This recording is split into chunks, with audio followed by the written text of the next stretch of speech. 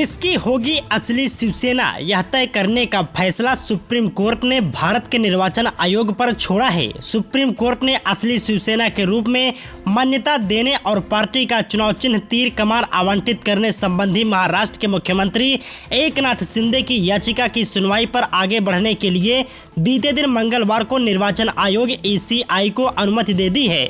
अब इस बेहद चर्चित मामले पर भारत के मुख्य चुनाव आयुक्त का भी रिएक्शन आ गया है। मुख्य चुनाव आयुक्त CEC राजीव कुमार इस समय गुजरात के 2 दिवसीय दौरे पर हैं।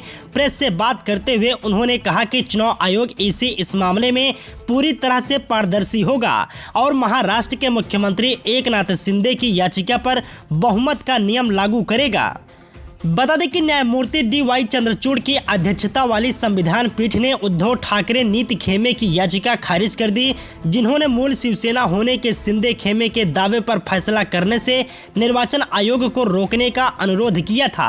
पीठ में न्यायमूर्ति MR शाह, न्यायमूर्ति कृष्ण मुरारी, न्यायमूर्ति हिमा कोहली और न्यायमूर्ति PS नरसिम्हा भी शामिल थे। संविधान पीठ ने कहा, हम निर्देश देते हैं कि निर्वाचन आयोग के समक्ष कार्यवाही पर कोई रोक नहीं होगी।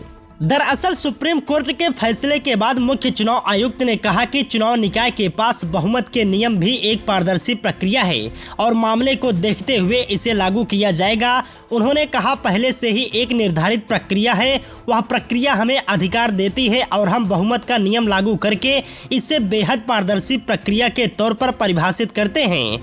जब भी हम इस मामले पर गौर करेंगे तो बहुमत का नियम लागू करेंगे। उच्चतम न्यायालय का फैसला पढ़ने के बाद यह तय किया जाएगा। वह आगामी गुजरात विधानसभा चुनाव के संबंध में चुनावी तैयारियों का जायजा लेने के लिए गांधीनगर में थे।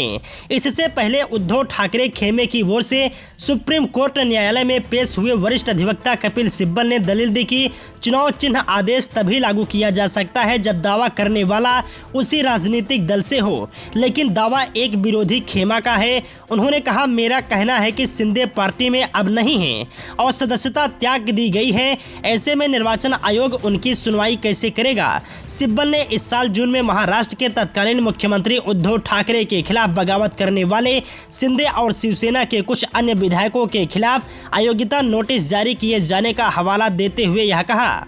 वहीं निर्वाचन आयोग की ओर से न्यायालय में पेश हुए वरिष्ठ अधिवक्ता अरविंद दातार ने कहा कि आयोग यह फैसला करने के लिए स्वतंत्र है कि किस खेमे में अधिक विधायक हैं।